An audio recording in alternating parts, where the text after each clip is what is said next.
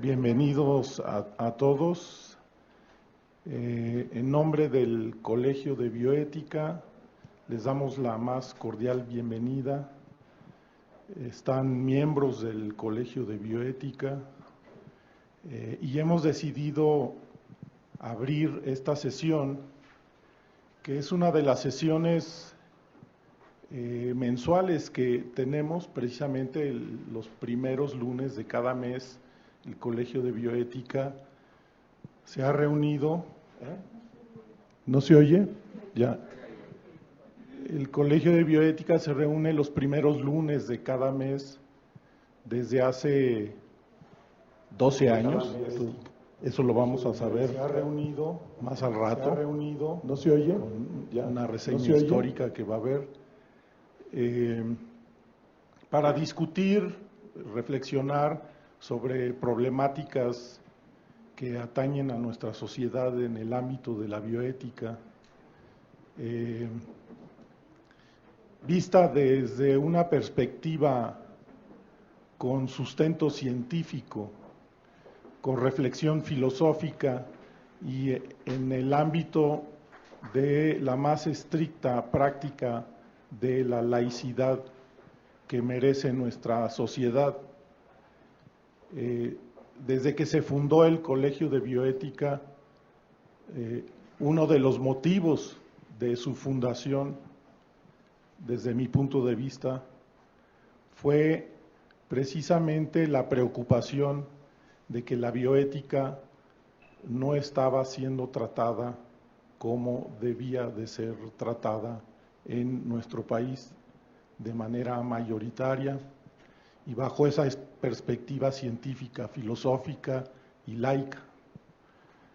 Desde su fundación, el colegio ha procurado empujar temas que atañen al inicio de la vida, al final de la vida y todo lo que pasa en medio de la vida, lo que nos atañe en nuestra calidad de vida como seres humanos, con preocupación sobre el proceso de la investigación científica y el impacto que eso, el impacto ético que tiene ese proceso en nuestra sociedad, y ampliando la preocupación a nuestra relación con el planeta en el que vivimos. La bioética es muy amplia y si bien los temas iniciales del colegio se circunscribían a cuestiones que uno podría decir caen en el ámbito de la ética médica, nuestro propósito es ir más allá de eso. Como verán ustedes durante el día, somos un grupo plural, multidisciplinario, interdisciplinario, que trata de generar esa reflexión bioética. El motivo de que esta sesión del día de junio, del primer lunes de junio, sea así abierta a asistentes que habitualmente no asisten a las asambleas del colegio, tiene que ver con el homenaje que queremos hacer al fundador, uno de los fundadores del Colegio de Bioética y su primer presidente. El doctor Ruy Pérez Tamayo, aquí presente, no necesita presentación. No quiero poner en evidencia a nadie, pero estoy seguro de que si levantaran la al el que no conozca al doctor Ruy Pérez Tamayo, ¿habría alguien? Es que ya no se acuerda usted de quién es.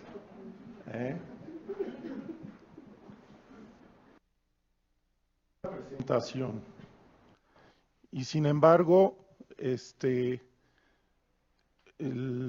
una de las intenciones de juntarnos el día de hoy en este auditorio es recordar lo que ha hecho en la ciencia y lo que ha hecho con respecto a la conciencia con la que debemos de practicar la ciencia. la cuestión bioética. Estamos muy contentos de poder estar celebrando al doctor Rui Pérez Tamayo en este merecido, si bien humilde, reconocimiento a su persona. Y reconocimientos él los ha tenido desde hace muchos años y de todos tipos. Entonces, yo pido ahorita que por favor demos un aplauso al doctor Rui Pérez Tamayo, porque esta sesión es en su honor.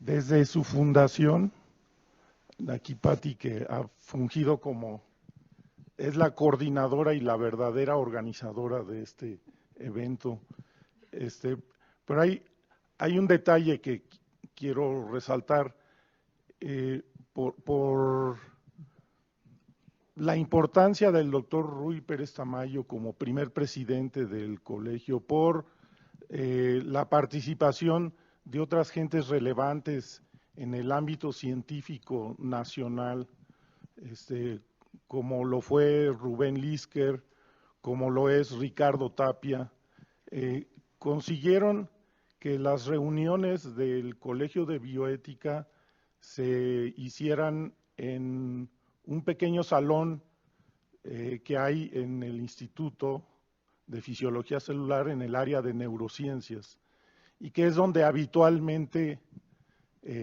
nos sentamos a platicar entre los miembros del colegio. Y quiero hacer patente el agradecimiento del colegio al Instituto de Fisiología Celular, a todos los directores que nos han tocado y que nos han permitido seguir utilizando esa aula, al director actual, el doctor Resillas, que ha mantenido ese apoyo para con el colegio y que nos ha facilitado el uso de este magnífico auditorio para el propósito del día de hoy, de hacer honor al doctor Rui Pérez Tamayo. Sin más, queremos iniciar no con las pláticas, sino hacer una presentación de quién es el doctor Rui Pérez Tamayo, por si alguien tuviera datos no completos de su biografía, porque de su conocimiento creo que nadie está ausente. Y queremos pasar un video que se hizo hace tiempo y que nos permitieron utilizar para hacer dicha presentación. Con todo cariño, doctor, para usted. Rui Pérez Tamayo nació en Tampico, Tamaulipas, el 8 de noviembre de 1924. Es un médico patólogo e inmunólogo, investigador, divulgador de la ciencia y académico mexicano. Es miembro de la Academia Mexicana de la Lengua y del Colegio Nacional. Fue Premio Nacional de Ciencias y Artes en 1974. En realidad, lo que nosotros deberíamos intentar o tratar de hacer es promover la divulgación científica para ver si logramos que México se transforme en una sociedad del conocimiento. Ese es el objetivo. El que nosotros podamos manejar el conocimiento para mejorar la calidad de vida de la gente. Nosotros tenemos un CONACULTA, Consejo Nacional de Cultura y Artes, ¿sí? Pero no está la ciencia ahí. ¿Qué hicimos? Lo que hicimos fue un CONACYT, Consejo Nacional de Ciencia y Tecnología, ¿sí? Pero no de la cultura. Nosotros no incorporamos a la ciencia en la cultura.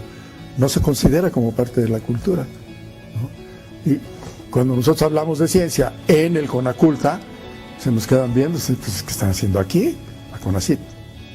Nada, ¿verdad?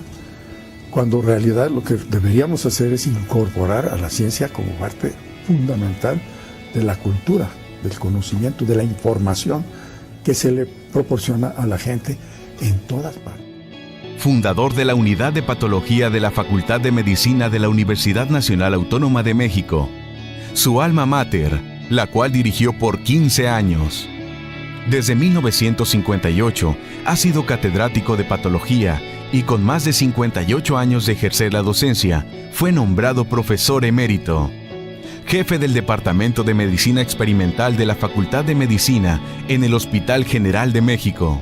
Durante 10 años perteneció a la Junta de Gobierno de la Universidad Nacional Autónoma de México, UNAM.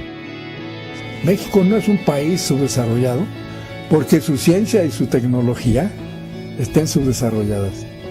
La ciencia y la tecnología de México están subdesarrolladas porque México es un país subdesarrollado.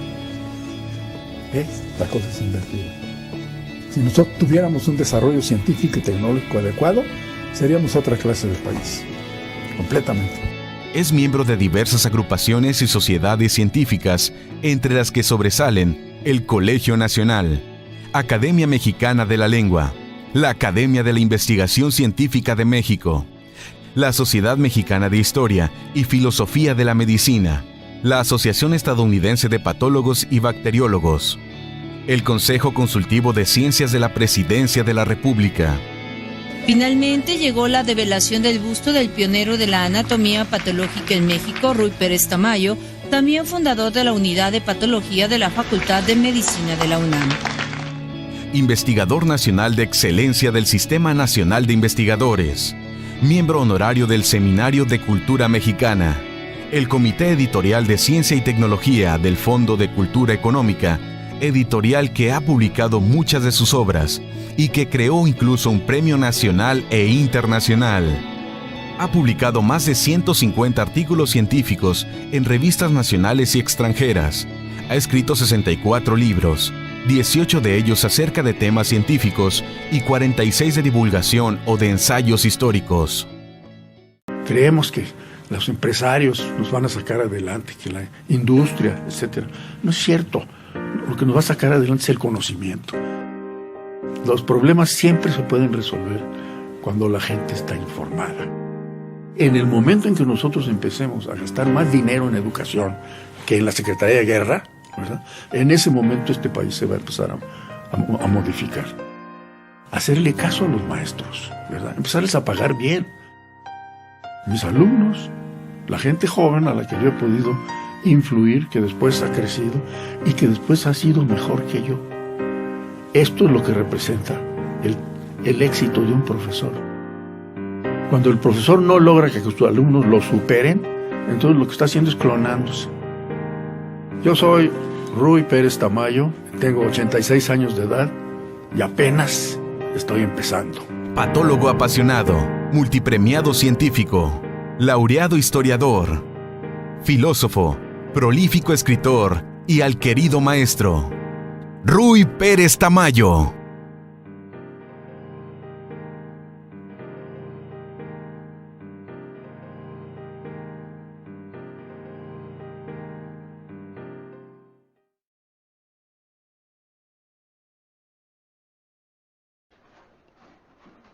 Pues muchas gracias por estar aquí, querido Ruy.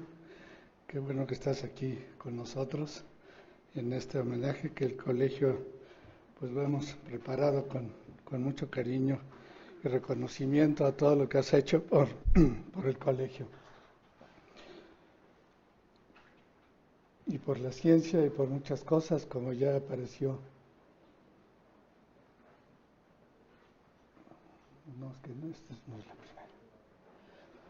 Bueno, casi es obligatorio empezar hablando de bioética con la definición de Potter de 1971, sabiduría sobre el conocimiento, de cómo usar el conocimiento para la sobrevivencia del ser humano y mejoría de su calidad de vida. Pero hasta 2005 la UNESCO hizo otra definición: estudio sistemático, pluralístico, interdisciplinario de las cuestiones morales, teóricas y prácticas surgidas de las ciencias de la vida y de las relaciones de la humanidad con la biosfera.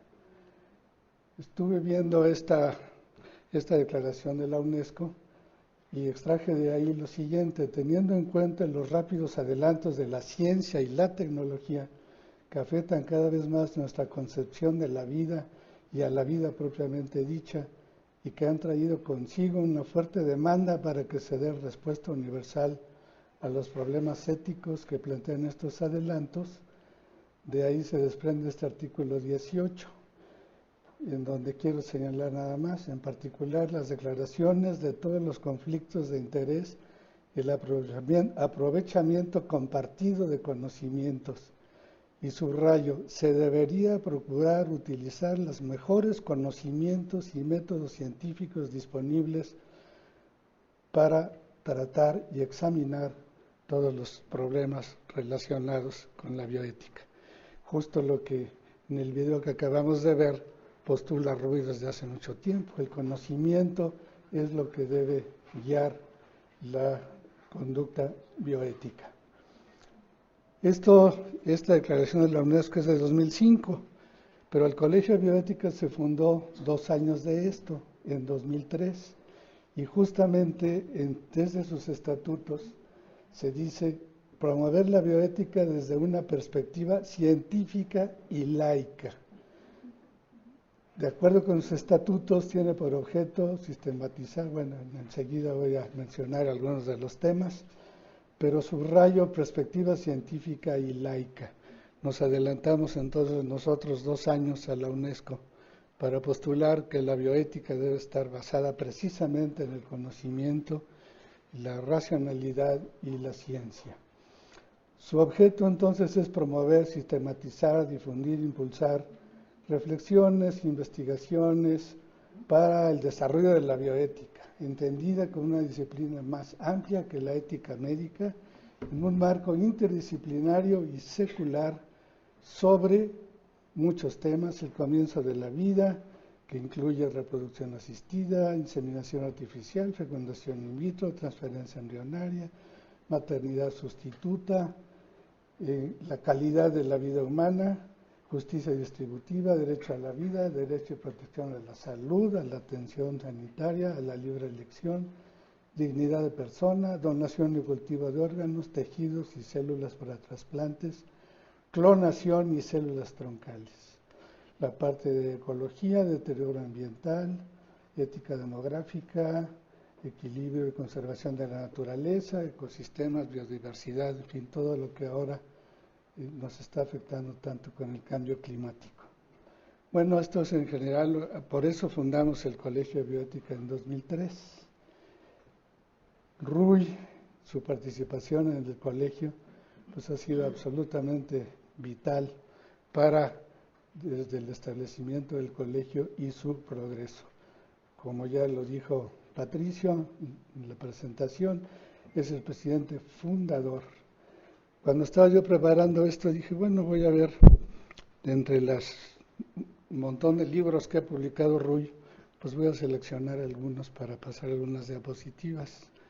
Resulta que son tantos libros, 64 según el video, pues yo en mi biblioteca encontré solamente 15 libros de Ruy y me fue difícil entonces escoger de ellos, y el que escogí fue este, que se llama 5 experiencias académicas y 2 apéndices.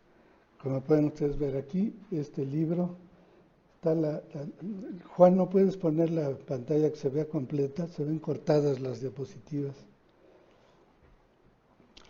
Bueno, este libro, las 5 experiencias académicas, Ruy se refiere al Colegio Nacional, a la Junta de Gobierno de la UNAM, a el Seminario de Problemas Científicos y Filosóficos, y ahí subrayo, se refiere también, dedica un capítulo precisamente a el Colegio de Bioética.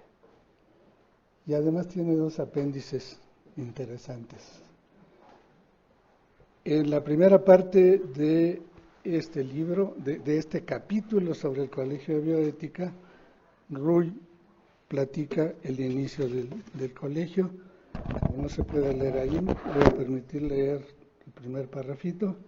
A mediados de 2002, mi antigua y admirada María Lamas me llamó por teléfono para invitarme a un desayuno en su casa, en compañía de otras personas, para conversar de un asunto que pudiera ser de mi interés.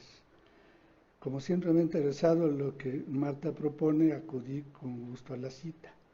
Me encontré, entre otros, a Rubén Lisker y otras personas que no conocía. Entre ellos, Rodolfo Vázquez, que también estaba presente. Según esta descripción de Ruy se había acercado para proponerle a Marta, para proponerle que se organizara un grupo pequeño, no gubernamental ni sectario, de distintos profesionales interesados en la bioética, para tratar de influir en la opinión pública sobre asuntos relacionados con esta disciplina.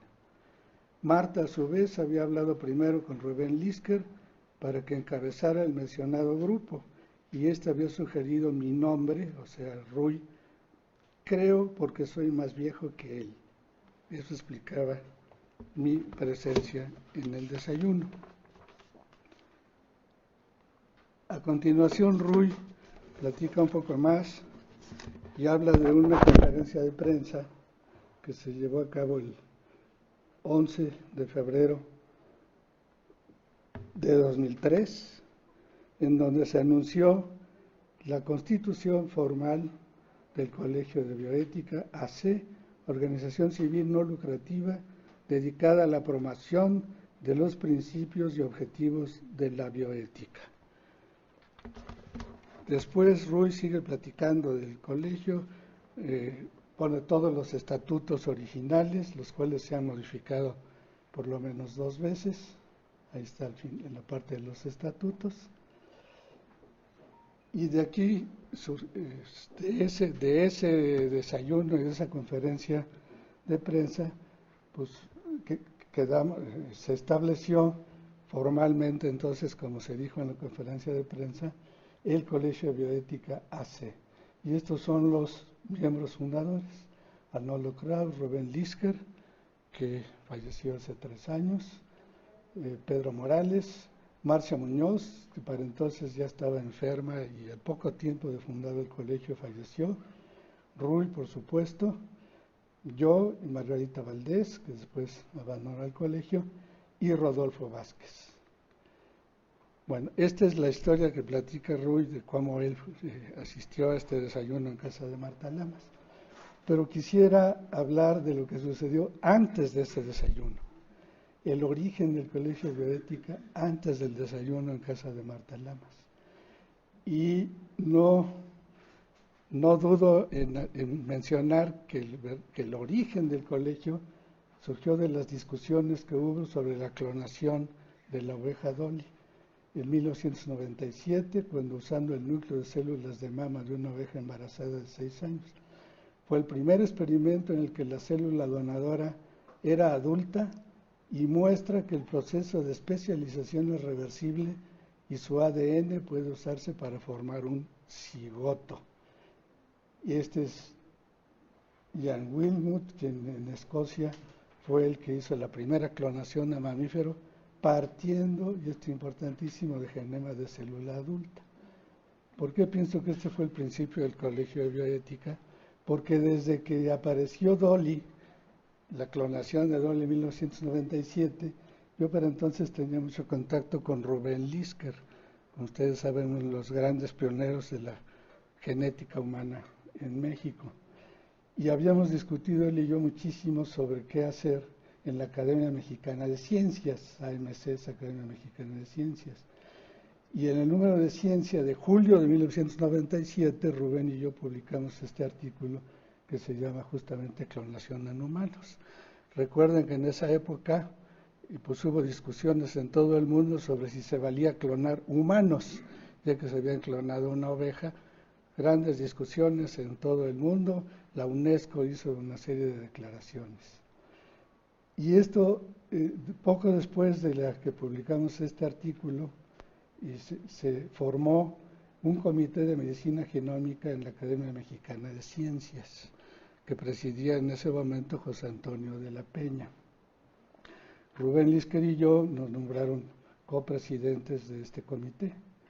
Entonces empezamos a trabajar, teníamos muchas reuniones en este comité, al cual pertenecía Rodolfo Vázquez, porque este comité estaba formado no solo por científicos, sino también, en el caso de Rodolfo, por filósofos. Y en una reunión que tuvimos justamente de este comité, fue que surgió la idea,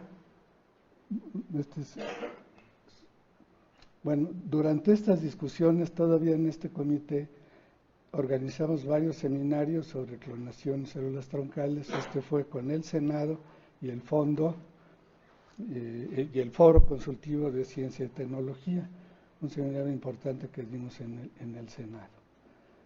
Bueno, pues en todas estas actividades del Comité de Medicina Genómica, así se llamó, aunque el nombre estaba un poco equivocado en realidad, porque incluía muchas más cosas que medicina genómica.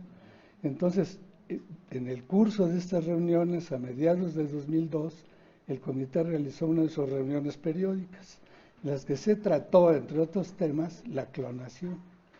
Durante la discusión surgió la idea de crear una asociación civil dedicada a discutir la bioética desde un punto de vista laico y científico.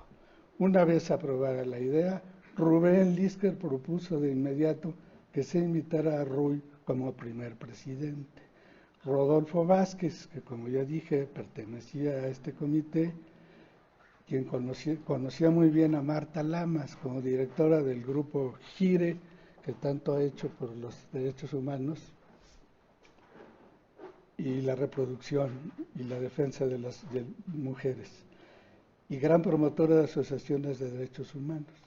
En ese mismo momento Rodolfo Vázquez le habló a Marta Lamas y de ahí surgió el desayuno de que habla Ruy en la descripción que acabo de leer. Un punto más que prueba que realmente la clonación y las células troncales fueron un poco el origen del colegio, es que en el primer libro que publicó en el Fondo de Cultura el Colegio de Bioética en 2007, hay un capítulo que se llama otra vez Clonación y Células Troncales, que escribimos precisamente Rubén Lisker, Ruy y yo.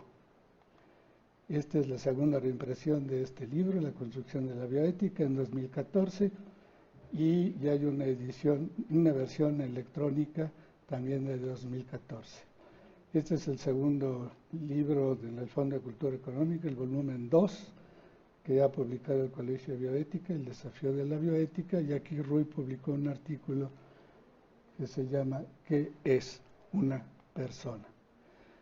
Bueno, decía yo que tuve muchos problemas para ver qué pasaba yo de las publicaciones de Ruy.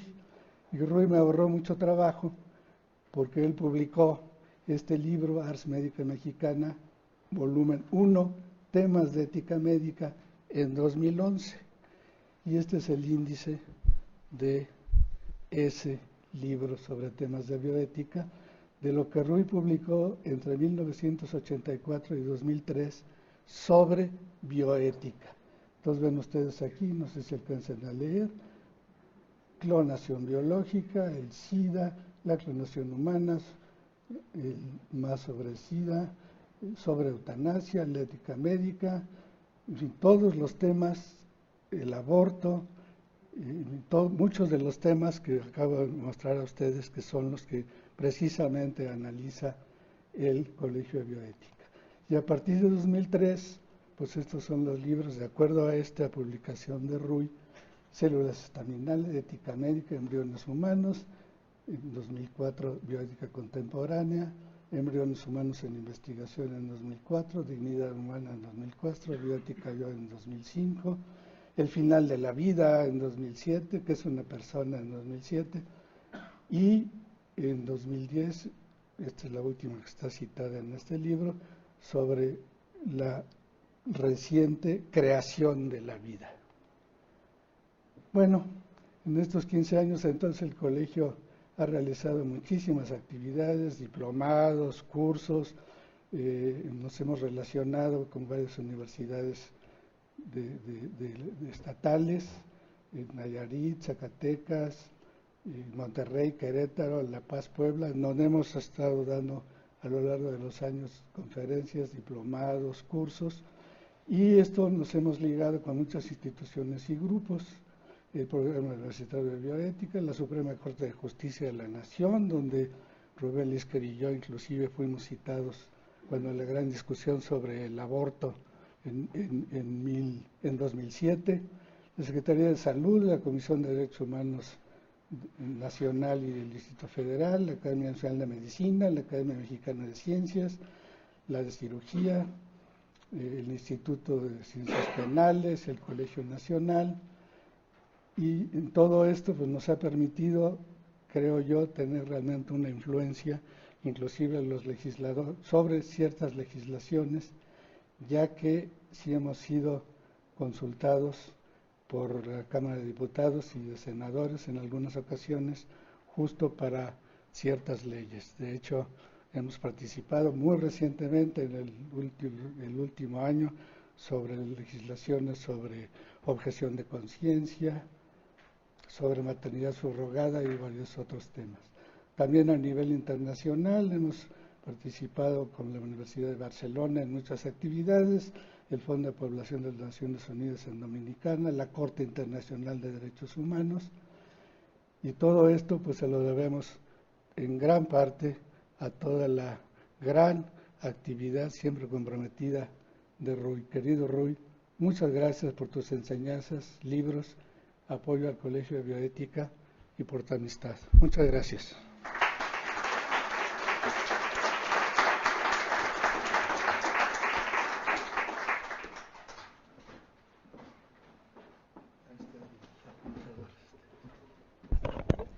Muchas gracias, Ricardo.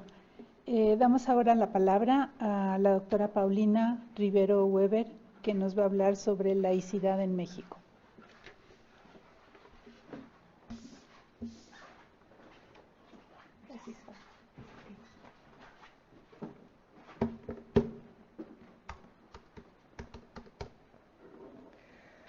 Ruy, querido, felicidades. Estoy acá para expresar las ideas que se gestaron en mí gracias a ti. Yo vengo del área de filosofía, no soy del área científica, y bueno, pues voy a hablar de laicidad. Y voy a platicar lo que a raíz de mi contacto con Ruy pude pensar acerca de la laicidad. Todo esto comenzó cuando me llegó a las manos su libro sobre ética médica laica. Y yo, que me sentía muy filósofa y era un poco chocante, por no decir otra palabra, dije, pues, ¿qué hay otra? ¿Hay otra que no sea laica? Y mi padre, siendo médico, me dijo, pues sí, date una vuelta a las librerías y vas a encontrar muchos manuales de moral que dicen ética. Y pues le hice caso y me di cuenta de lo importante que había sido que Ruy escribiera este libro de ética médica laica. Y al mismo tiempo me di cuenta cómo desde la filosofía muchas éticas se llaman éticas, aún manejando ideas completamente religiosas, ¿no? La ética de San Agustín, la ética en Santo Tomás, ¿no? Y me di cuenta que yo ya no podía más concebir así la filosofía ni la ética. Entonces, contrariamente a muchos de mis colegas, bueno, contrariamente a todos mis colegas que consideran que sí es factible hablar de éticas basadas en ideas bíblicas o confesionales, yo tuve un cambio radical y comencé a crear mi propia idea de la ética y de la moral. Para mí, tanto la ética como la bioética, si no es laica, no es ni ética ni bioética. Comprendo que dentro del ámbito de la filosofía decir esto es un poco cuestionable, bueno, para mis colegas es muy cuestionable, pero es parte de lo que yo aprendí con Ruy, con su libro Ética Médica Laica, Y creo que no solamente la ética, pues, sino el cambio que tuvo mi idea de la ética influyó por supuesto, en mi idea de la bioética. Yo creo que en la bioética, si no es laica, no es bioética.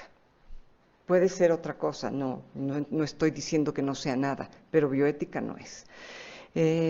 Ustedes saben, la bioética nació en 1927 con Fritz Jarr, que publicó en una revista muy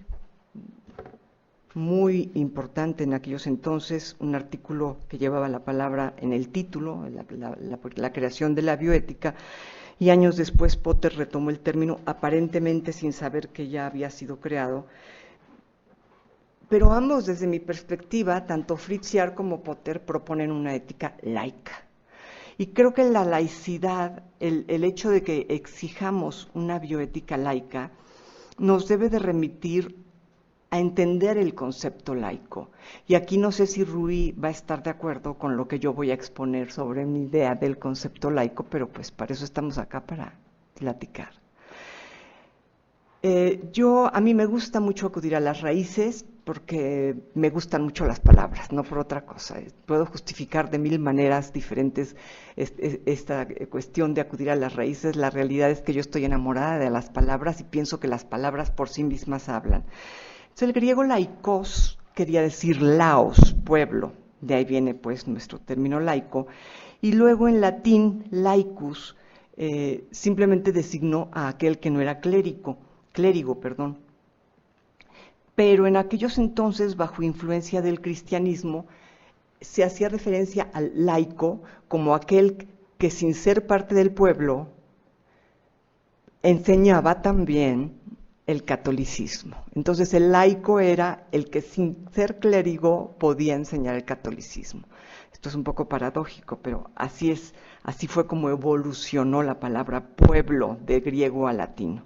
Pero bueno, en el Renacimiento ustedes saben que lo que renace es Grecia y la idea del hombre en Grecia frente a todo el oscurantismo religioso, y entonces al siglo XVI el término comienza ya a implicar lo que entendemos hoy por laico, la independencia no solo de las instituciones religiosas, sino también de las ideas religiosas. Entonces el laico comienza a significar aquel que es independiente del clero, pero no para enseñar ideas propias del clero, sino justamente para enseñar ideas que no tienen nada que ver con la religión, con ningún tipo de religión. Y bueno, como ustedes saben, el laicismo en México adquirió su forma definitiva con Benito Juárez, que constituyó una república laica, que separó la iglesia del poder político.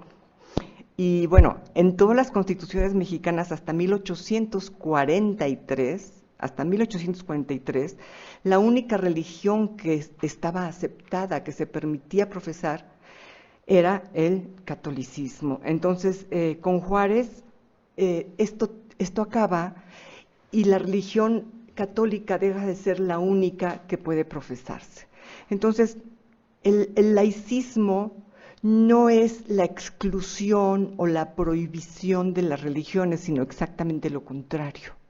El laicismo, al menos el laicismo de Juárez, lo que implicó fue quitarle al catolicismo su derecho a ser la única religión posible. O sea, a partir de ahí, yo entiendo el laicismo como la libertad y autonomía absoluta en asuntos religiosos. Esto es, se vale creer que Dios es un cuento de niños, o se vale creer que es un señor con barba blanca que se sienta en una nube y está pendiente de que no le toques la nalga a tu vecina. O se vale creer que es un señor que está meditando profundamente en el nirvana. O se vale creer lo que sea. Pero el laicismo justamente lo que nos permite es creer a nivel religioso en lo que se nos dé la gana. Ahora, a nivel científico y a nivel filosófico, el laicismo implica que desde esas creencias extrambóticas que podamos tener en tantas religiones tan extrañas, todas esas religiones quedan fuera del marco de discusión. Ser laico hoy en día no implica ser ateo, implica aceptar que todas las ideas religiosas, del cuño que sean, del origen que sean, tienen que quedar fuera de la discusión. ¿Por qué? Porque justamente cuando un Estado es laico, abre sus puertas a todo tipo de religión, pero los dioses son muy diferentes unos de otros. Hay unos dioses extremadamente preocupados en la concentración mental. Hay unos dioses extremadamente complicados que lo que exigen es ascetismo sexual. Quién sabe de dónde salió esa idea, pero surgió. Hay otros dioses muy preocupados porque quien no cree lo que esa religión cree, se ha exterminado y muerto. Entonces, como los dioses son tan diferentes unos de otros, los valores de las religiones son muy diferentes unos de otros. Entonces, para poder llegar a un acuerdo, tenemos que basarnos en algo que tengamos en común. Y lo que tenemos en común por lo general no es la religión, y menos hoy en día, en que cada vez aparecen más religiones. Yo pensé que con el tiempo irían desapareciendo, pero lo que me sorprende es que pululan las religiones. Entonces, bueno, ante tantas religiones, ante tantos dioses, ante tantos valores, evidentemente, si queremos llegar a acuerdos, no podemos basarnos en algo que no nos es común. Y lo que es común a todos, como bien dijo Heráclito de Éfeso, común a todos es el pensar. Claro, a veces parece que es lo menos común, pero como posibilidad, todos tenemos la capacidad de pensar racionalmente. Entonces, si basamos nuestro diálogo en aquellas capacidades que nos son comunes a todos, es muy factible que lleguemos a un acuerdo. Si yo quiero discutir sobre el aborto y tú me dices no, porque el aborto mi Dios lo prohíbe, yo ya no tengo argumento alguno para platicar contigo. En cambio, si tú me dices, oye, pero es que yo creo que el embrión siente, entonces yo puedo ir a esa creencia y demostrarte con ayuda de mis colegas científicos por qué el embrión no siente hasta cierto momento de la gestación en el que se crean todos los órganos capaces de producir dolor fetal. Y entonces podemos argumentar con razones lógicas bien argumentadas si estamos de acuerdo o no en el aborto, si estamos de acuerdo o no en la eutanasia, si estamos de acuerdo o no en que hay calentamiento global.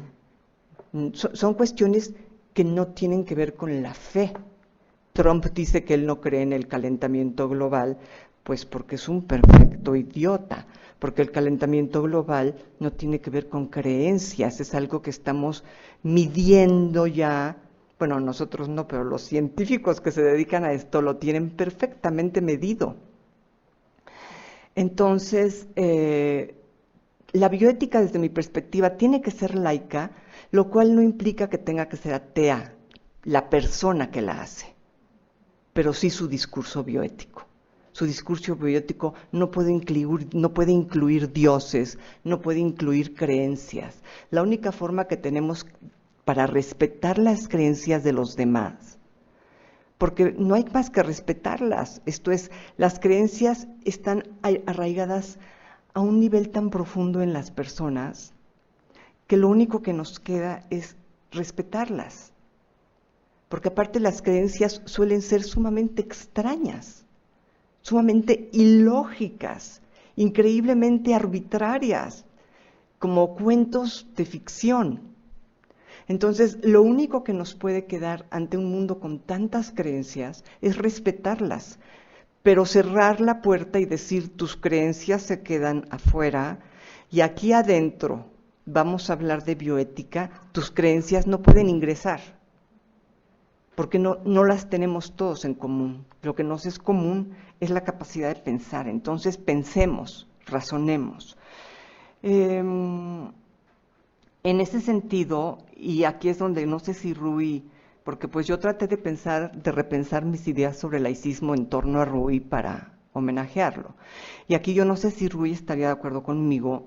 Yo creo que podemos hablar de bioética con cristianos, con protestantes, con judíos, con musulmanes, con budistas, y que lo podemos hacer bien mientras ellos y nosotros aceptemos que nuestras creencias en torno a la religión no deben de ser parte de la discusión. O sea, yo no debo esgrimir como argumento que yo soy atea, al igual que tú no puedes esgrimir como argumento que tú eres creyente de X religión. Entonces, creo que el laicismo no se debe equiparar a ateísmo, sino a la ausencia de ideas religiosas en el argumento. 5 minutos, gracias, Pati. Me parece, pues, ya voy a terminar. A todo lo que acabo de decir, creo que debo agregar algo. Me parece contraproducente que despreciemos las creencias religiosas con la autosuficiencia, ya sea filosófica o científica.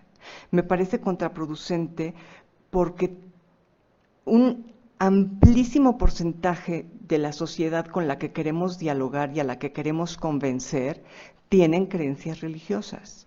Entonces, si partimos del desprecio a estas creencias, lo que vamos a generar en las personas es rechazo.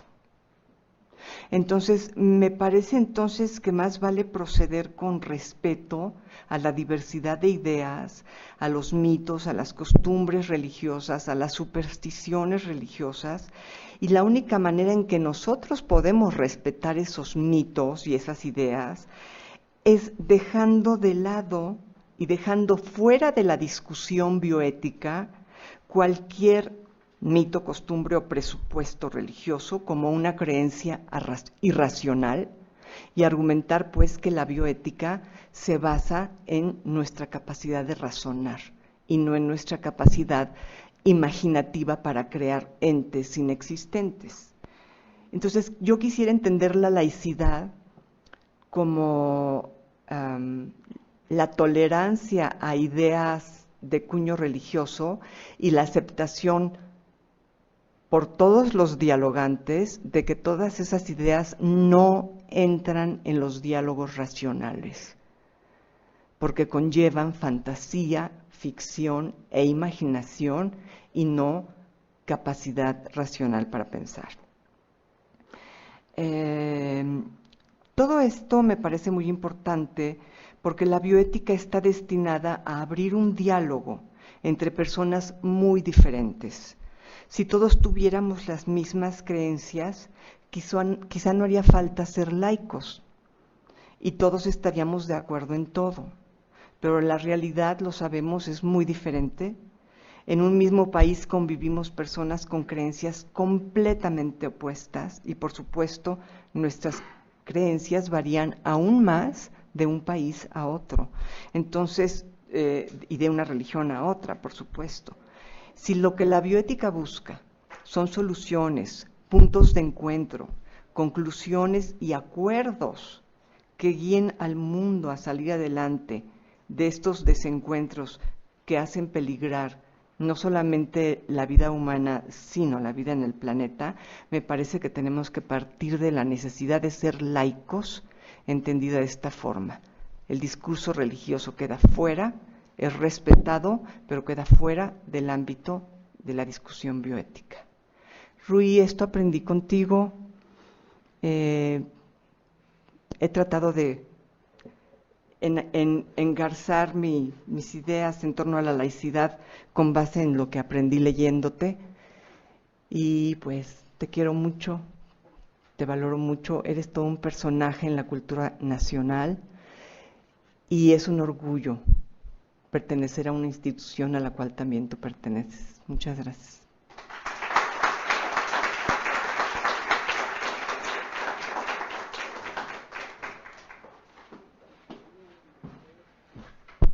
Pues vaya tema este de la laicidad. Para continuar y tratar de aterrizar esto, está con nosotros el doctor Roberto Blancarte Pimentel, que nos va a hablar del sentido de la laicidad aterrizado en el sector salud. Roberto.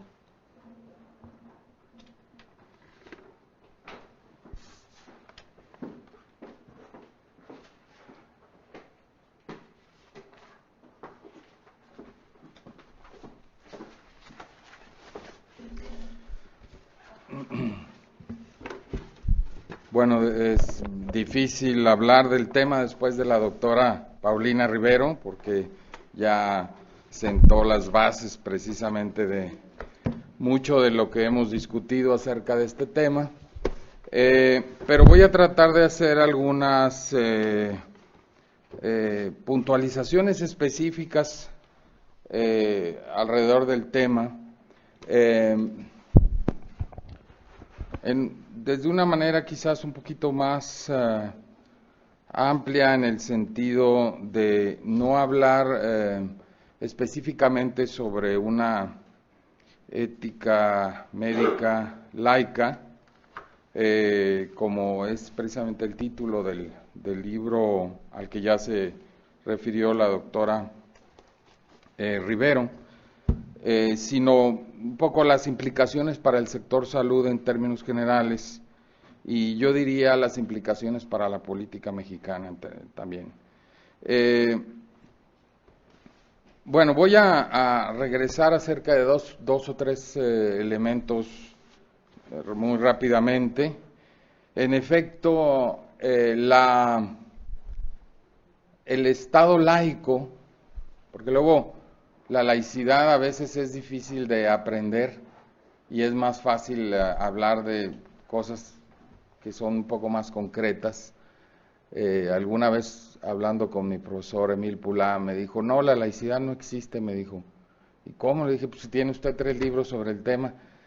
Entonces me dijo, bueno, no, es que lo que sí existe es la escuela laica, existe la medicina y los tratados de salud laicos, pero la laicidad como tal me estaba queriendo decir, es algo que realmente no es algo que podamos aprender, que hay discusiones al respecto y no hay una sola cosa que podamos llamar como tal. Pero el Estado laico, creo yo que si regresamos a sus orígenes, para de alguna manera recalcar lo que dijo la doctora Rivero, surgió para defender la libertad de religión. Curiosamente, es una cosa que a mí me gusta explicar en los auditorios a los que voy. El Estado laico surgió no para atacar a la religión, sino para defenderla. Surgió como una necesidad en la medida en que surgió la necesidad de defender la libertad de religión. En el momento, después de 1000 años en el mundo occidental, donde la gente no podía creer lo que quería creer, y de repente alguien, bueno, durante muchos años las personas que creían distinto fueron quemadas o perseguidas o encarceladas. Hubo un momento en que alguien sí pudo sobrevivir a esa persecución y se iniciaron conflictos alrededor de distintas maneras de entender la religión. Algunos se empezaron a quejar y los otros, como ellos protestaban, les llamaron protestantes y se empezaron a pelear y se empezaron a matar, y de ahí surgió la necesidad de una cosa que obviamente no le pusieron en ese momento así, pero que ahora llamamos Estado laico. Es decir, el Estado laico surgió para poder defender a quienes pensaban distinto, a quienes tenían, a partir de una libertad de conciencia, una manera de creer distinta, y sobre todo de creer en términos religiosos, y por lo tanto se generó la necesidad de un Estado que defendiera a los que pensaban y creían cosas distintas. Y de ahí de la relación, que es muy compleja entre religión y Estado laico, porque igual como ya también lo explicó la doctora Rivero, aquí en México eso fue muy evidente. O sea, durante muchos años la gente no podía ser más que católica, y hasta que no tuvimos los inicios de un Estado laico, que fue que realmente la gente pudo empezar a creer en cosas distintas y hacer cosas distintas. Y entonces yo creo que eso nos permite entender que el Estado laico tiene que ver con dos cosas muy simples. que se parecen además a los postulados de la Revolución Francesa. El Estado laico tiene que ver con la libertad de conciencia, o sea, con la libertad, ¿no? Y la primera libertad que todos tenemos es la libertad de conciencia, y de la libertad de conciencia se deriva la libertad de convicciones, y de ahí se deriva la libertad de religión. Y los franceses en la Revolución lo primero que dijeron fue libertad, ¿no? Y las libertades son esas, incluidas la de expresión, la de manifestación de las ideas, etc. El segundo elemento con el que tiene que ver el Estado laico es el de la igualdad, que fue la segunda cosa que dijeron los revolucionarios franceses. Dijeron libertad y luego dijeron igualdad. Y igualdad en este caso tiene que ver con que todos tenemos los mismos derechos, independientemente de qué cosa creamos o independientemente de quiénes seamos, si somos blancos o mestizos o indígenas o heterosexuales o homosexuales, o si somos mujeres o si somos hombres. Tiene que ver con eso.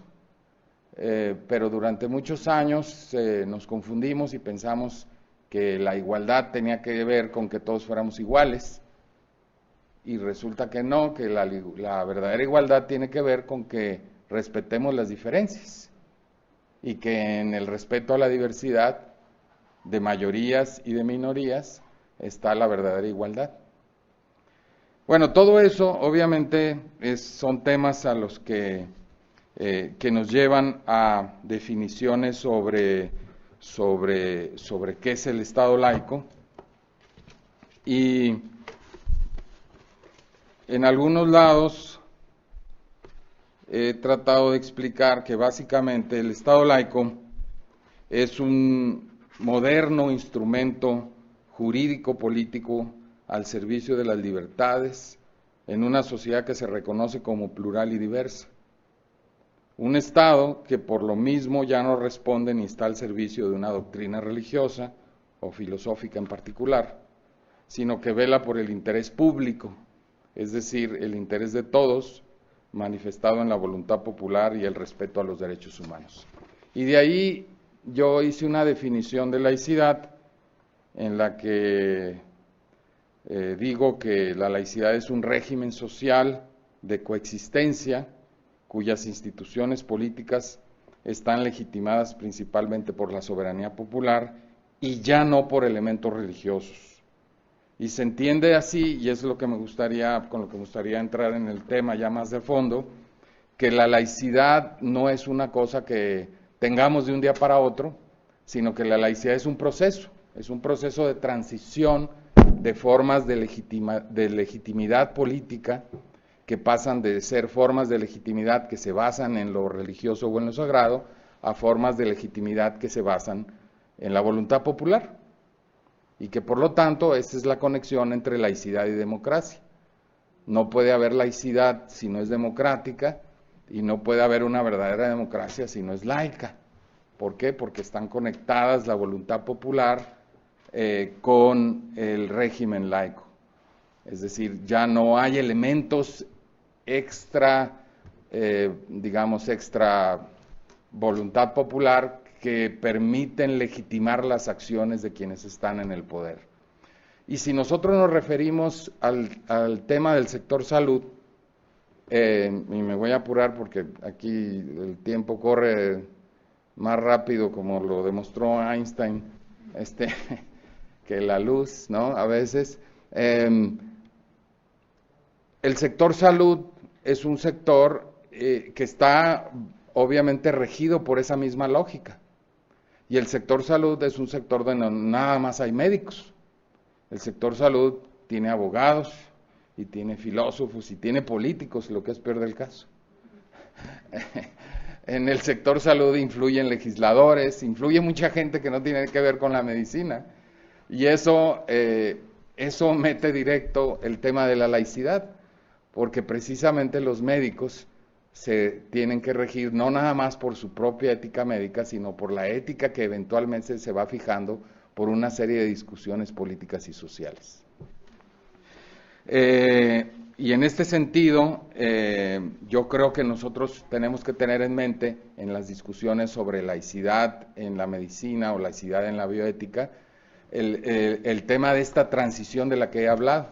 Es una transición en donde la transición de las fuentes de legitimación de lo que hacen los médicos o de lo que se hace en el sector salud es una transición que no hemos acabado y que probablemente nunca vamos a acabar. Mi hipótesis es de que el hombre genera sagrado todos los días, no religioso necesariamente, pero sagrado, y nosotros tendemos a sacralizar cosas, aunque nos apartemos de lo religioso, sacralizamos cosas, y entonces esta lucha para desacralizar nuestra acción científica es una lucha permanente. Ahora, en efecto, esta relación de la ética médica con lo religioso es muy compleja, y a mí me gusta mucho la posición del doctor Pérez Tamayo. Yo leí su libro también sobre la ética médica laica.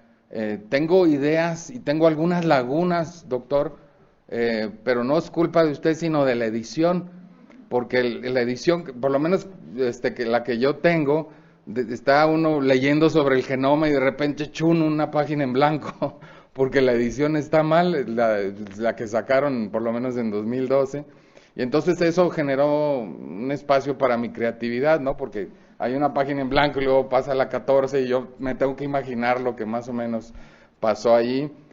Tengo que buscar, por supuesto, una edición para sacar fotocopias y completar lo que se dice allí. Pero ya hablando seriamente, hay una serie de temas en los que yo me identifico, aunque ciertamente me parece que las posturas frente a la religión manifiestan, digamos, un sector duro que yo conozco aquí en el Colegio de Bioética, y que dice lo que usted dice, por ejemplo, en la página 193 de este libro sobre ética médica laica, donde dice: este libro pretende ser de ética médica laica y está escrito a partir de la convicción de que los conceptos religiosos no son racionales y solo agregan confusión al tema, al hacer participar en los juicios médicos tradiciones y creencias no relacionadas con los objetivos de la medicina. Obviamente yo comparto eso, aunque entiendo que la relación de la medicina y de la bioética con la religión es muy compleja, y eso usted mismo lo demuestra cuando muestra que el padre de la genética es un sacerdote que se llama Gregorio Mendel. Y entonces uno dice, bueno, quiere decir que ese divorcio no es total, ese divorcio no es absoluto, a menos que pretenda ser un divorcio racionalizando lógicas religiosas. Y en ese sentido creo entender sus argumentos. Pero es una división que no es absoluta, porque yo conozco muchísima gente que es religiosa o que tiene convicciones religiosas y que es científica, y todo depende cómo la separa y cómo distingue las esferas de acción, que es lo que en última instancia en la edad moderna hemos hecho, distinguir esferas de acción. Pero me gusta mucho el estilo del doctor Pérez Tamayo, por sus posturas firmes y secas. Voy a dar otro ejemplo de por qué me gusta leerlo. Yo, que soy sinaloense, me acerco a ese tipo de razonamientos que suelen ser secos. Por ejemplo, cuando habla sobre el secreto profesional, el doctor Pérez Tamayo dice, no nos confundamos, hay cosas que no son de ética médica. Dice, y cito, el médico que viola el secreto profesional no lo viola porque es un mal médico, sino porque es un chismoso, indiscreto e irresponsable.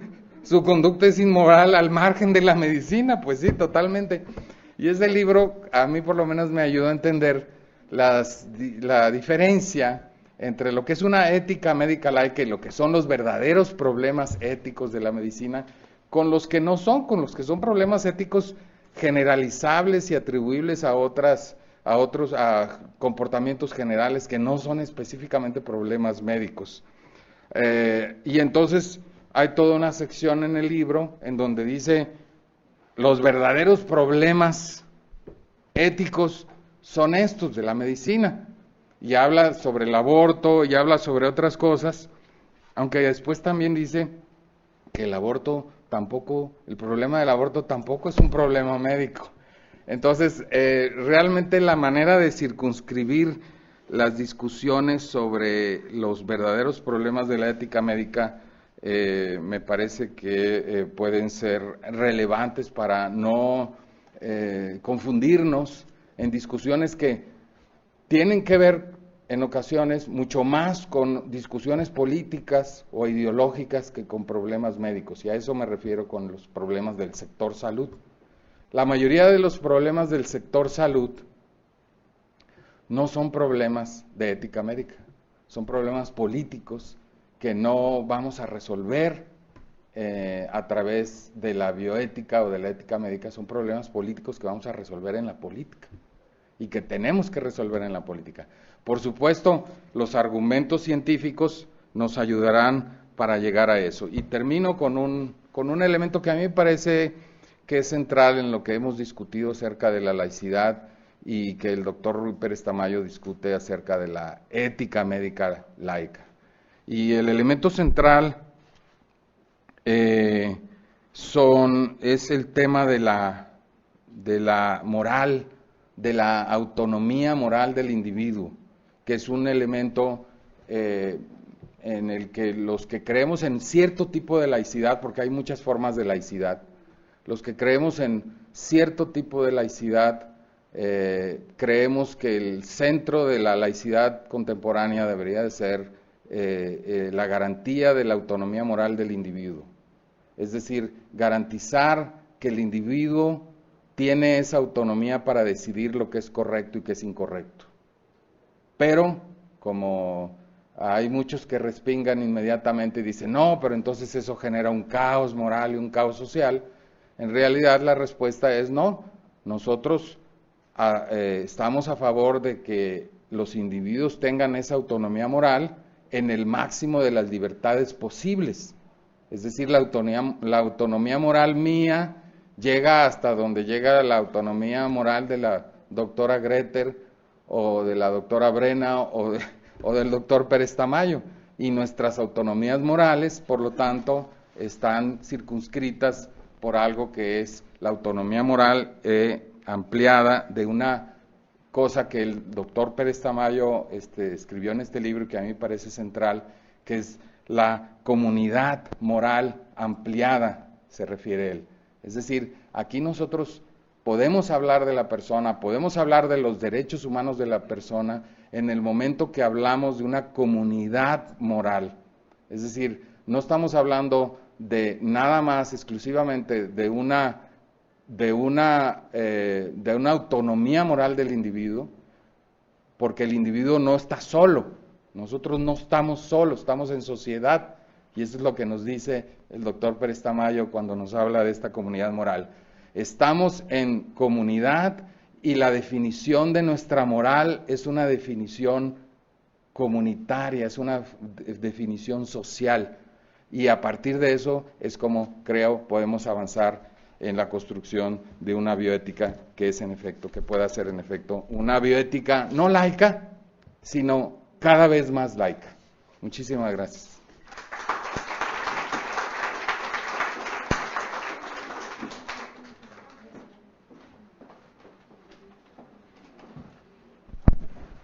Muchas gracias, Roberto.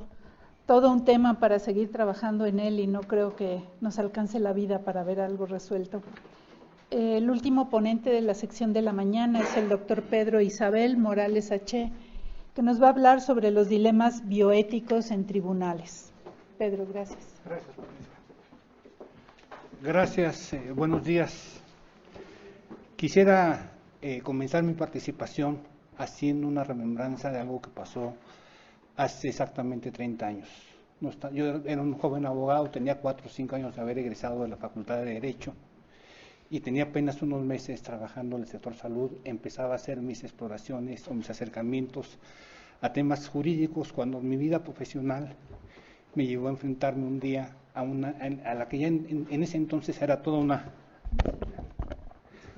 una leyenda, el doctor Ruy Pérez Tamayo. Era reconocido en todo el sistema de salud. Algún día les platicaré, salí bastante abollado en esa reunión, pero con un gran aprendizaje. Y posteriormente, hace ya casi 20 años, 10 años, 15 años, la memoria me falla, tuve la oportunidad de acompañar al doctor Ruy Pérez Tamayo durante su presidencia del Colegio de Bioética y cotidianamente durante 4 o 5 años, como diríamos, al menos una vez al mes, y tuve la oportunidad de abrevar en ese personaje con tanta humanidad, con tanta ciencia, con tanto carácter, que es el doctor Ruy Pérez Tamayo. Es un honor para mí, doctor, estar aquí en su homenaje. La presentación que voy a hacer es un reporte, una investigación en ciernes que estamos todavía construyendo, todavía estamos en una etapa preliminar, y por eso es un proceso, está en un proceso de elaboración, en un proceso de documentación. Es muy difícil en México, a pesar de las leyes de transparencia, poder acceder a las sentencias. No hay criterios clasificadores que nos permitan con certeza saber qué está pasando en los tribunales.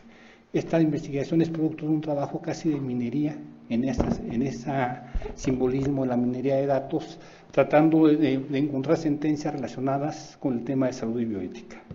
Por razones de tiempo, evidentemente, es una presentación de carácter básicamente descriptivo y casuístico. Cada uno de los temas a los que me voy a referir seguramente darían para largas sesiones de discusión. Lamentablemente no tenemos el tiempo. ¿Cuál es mi preocupación en hacer ese tipo de trabajo? Que creo que este tipo de criterios que se están formando hoy en día en casos con una eminente perspectiva bioética en tribunales están formando una especie de subsistema normativo que conforma principios y derechos, interpretaciones que de una u otra manera impactan en temas colaterales. Y esa es parte de la preocupación, porque en ocasiones estamos discutiendo de libertad religiosa y cuando nos damos cuenta algún criterio ya puede ser extrapolado a otro tema. Hecha esta aclaración, procedo a la presentación. Si me pasan la primera presentación, voy a hablar de 5 casos. Yo tengo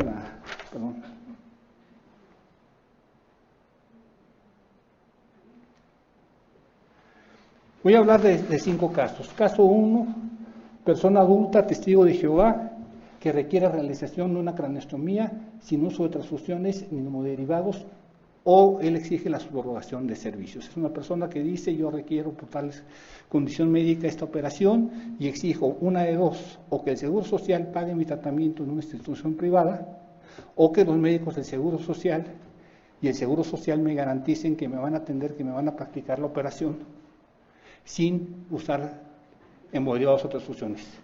Aquí los principios, derechos o valores en conflicto sería primero el derecho al libre desarrollo de la personalidad. Es invocado por el paciente este derecho que ha permitido, entre otras cosas, a la Corte, por ejemplo, sustentar que es lícito el consumo de marihuana. Dice la persona: yo tengo el derecho al libre desarrollo de la personalidad, el derecho a la protección de la salud, la libertad religiosa, el derecho a la objeción de conciencia, sustentan su pretensión. Evidentemente aquí sería discutible si opera un derecho a la objeción de conciencia del paciente, pero vamos, esto es lo que él hace valer. En una primera instancia, un juez de amparo dice que los médicos y la institución de salud deben practicar la craneostomía respetando la voluntad del paciente. ¿Qué implica esto? Que hay una orden de un juez que determina que los médicos, más allá de su creencia o de su criterio médico, están obligados a hacerlo. En segunda instancia, esta sentencia revocada, ¿sí?, prevalece la libertad prescriptiva y la libertad de tratamiento. El tribunal de segunda instancia dice: a los médicos no pueden ser llevados, los derechos fundamentales de un paciente no pueden ser llevados al extremo de violentar la libertad prescriptiva, la libertad de tratamiento del médico, ni el médico se puede ver obligado a actuar conforme a su conocimiento, a su lex artis. Si no estuviera en peligro la vida, dice el juez de segunda instancia, los médicos podrían objetar en conciencia la voluntad del paciente. Otra cosa, por ejemplo, preocupante es que aquí se establece una indisponibilidad casi de carácter absoluto de la vida. El tribunal dice, en este caso estamos frente a una pretensión que pretende ir en contra del carácter indisponible de la vida. Evidentemente esto tiene un gran impacto en temas tales como eutanasia. No estamos discutiendo, sin embargo, es un criterio, un principio que posteriormente y seguramente va a ser invocado cuando se discuta, por ejemplo, el derecho a la muerte digna. Segundo caso, personas adultas que exigen ser operadas por médicas o médicos que no cuentan con la especialidad de cirugía plástica. Son médicos con cédula de médicos, tienen una cédula de maestría de cirugía estética y ante una reforma, ante la ley de la Ley General de Salud, exigiendo que para la realización de cirugías plásticas se requiere necesariamente contar con una cédula de especialidad en cirugía plástica, un grupo de pacientes, en un caso de Guadalajara, un día se internan en un hospital y en ese momento promueven un amparo diciendo: juez, te venimos a solicitar una medida cautelar para que permitas que estos médicos, que son los médicos que nosotros elegimos, nos operen independientemente de que cuenten o no con esta autorización prevista en la ley. Se invoca nuevamente el derecho al libre desarrollo de la personalidad, la autonomía. Hay una tendencia de generar o construir conceptualmente una especie de autodeterminación en materia sanitaria. También se maneja el consentimiento informado como habilitante prácticamente absoluto del acto médico, el derecho a decidir respecto a tratamientos y operaciones. Aquí encontramos que el derecho a la protección de la salud, el juzgado dice, tiene una dimensión objetiva, más allá de los intereses subjetivos o particulares del paciente, y esta dimensión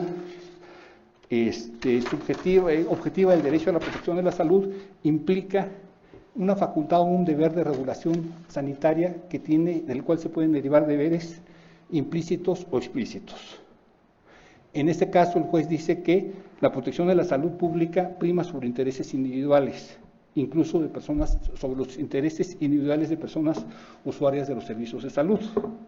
Aquí encontramos que la regulación sanitaria, las especialidades médicas, como un componente de la dimensión objetiva del derecho, vincula a las personas usuarias de los servicios de salud.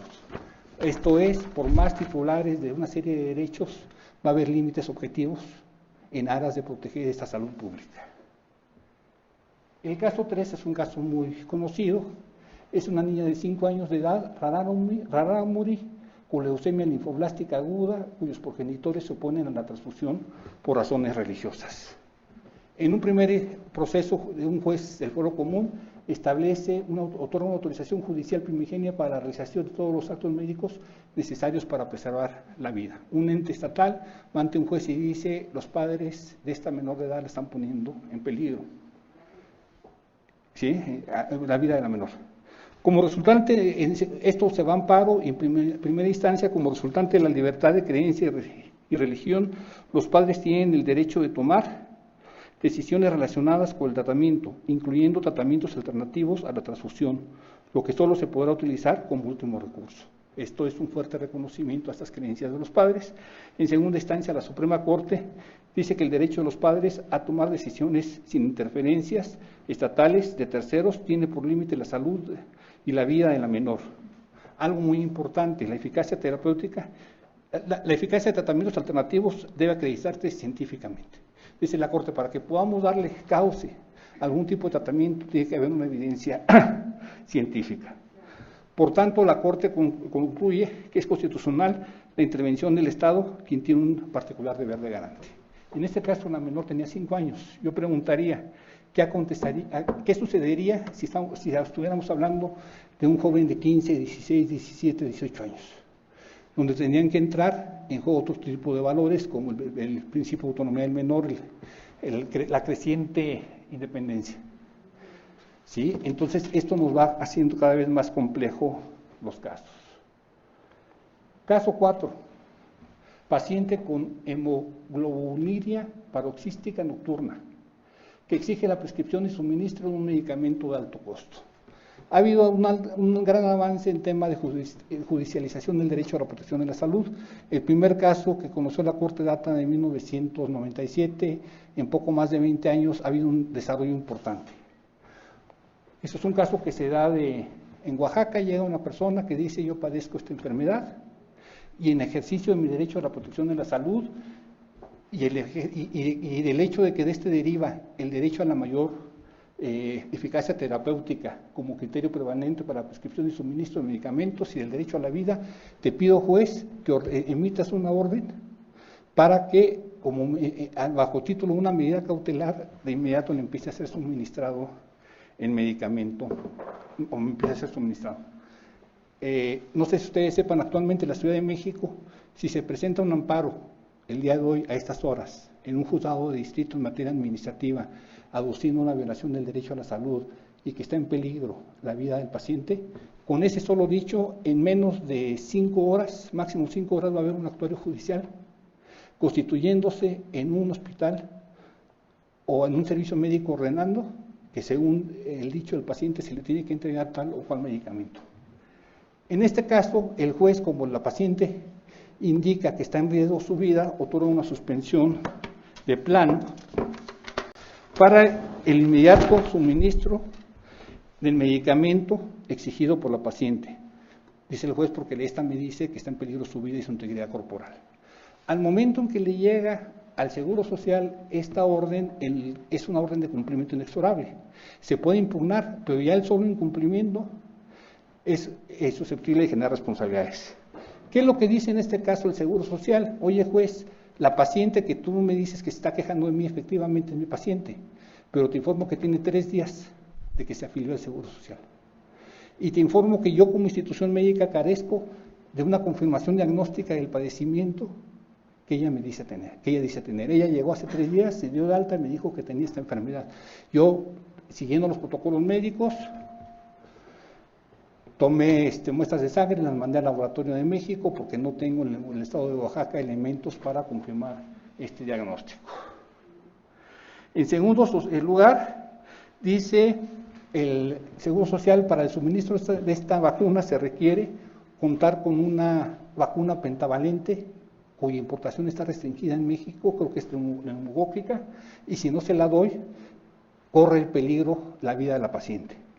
En último lugar, dice el Seguro Social, pues hay tratamientos alternativos menos agresivos para la paciente, menos costosos, como son transfusiones de sangre, y eventualmente con los mismos efectos terapéuticos. Ante esta manifestación del Seguro Social, y toda vez que se trata de una suspensión de plano que puede ser modificada discrecionalmente por los favores, el juez dice, bueno, entonces modifico la suspensión otorgada inicialmente y la otorgo para el efecto de que el Seguro Social le suministre a la paciente la mejor alternativa terapéutica que a juicio de los médicos tratantes resulte pertinente.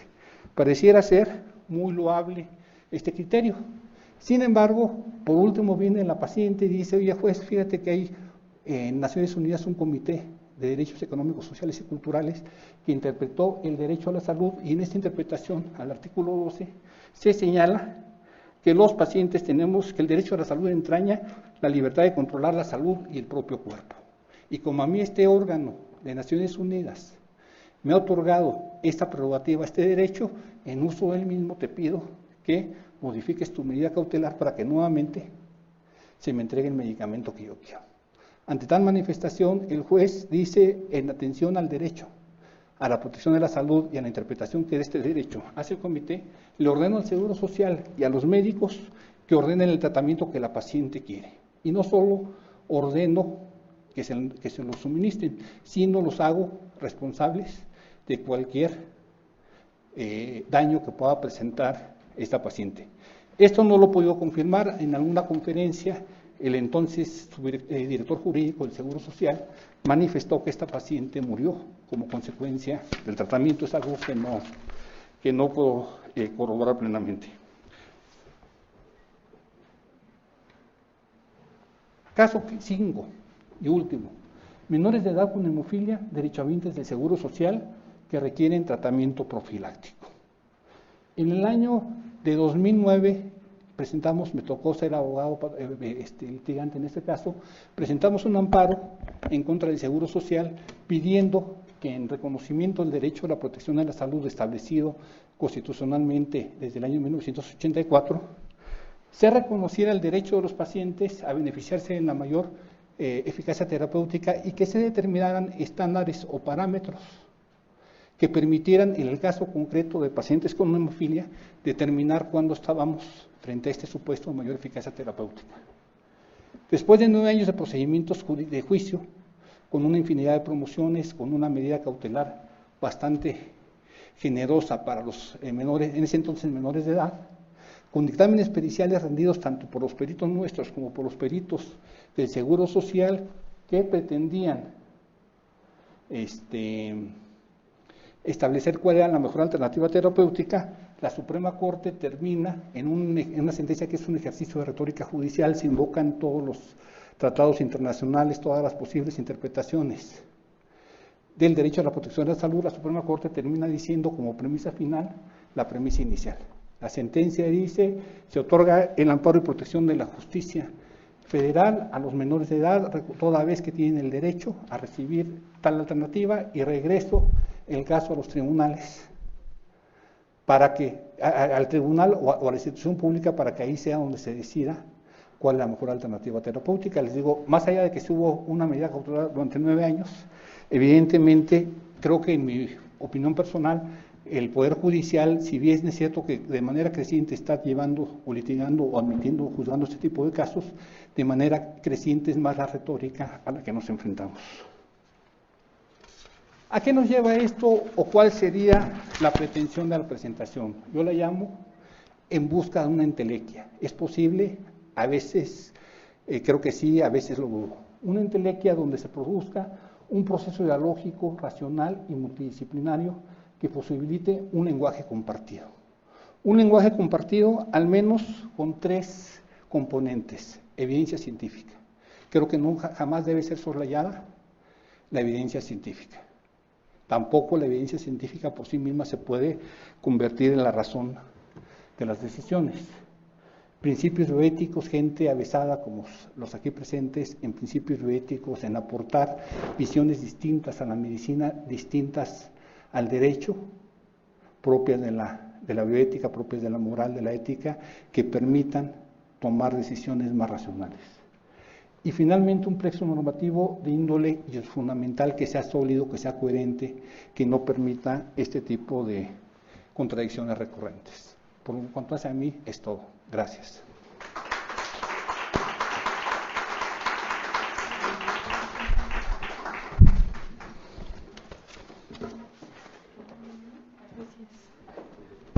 Muchísimas gracias, Pedro. Pues los invitamos a un receso.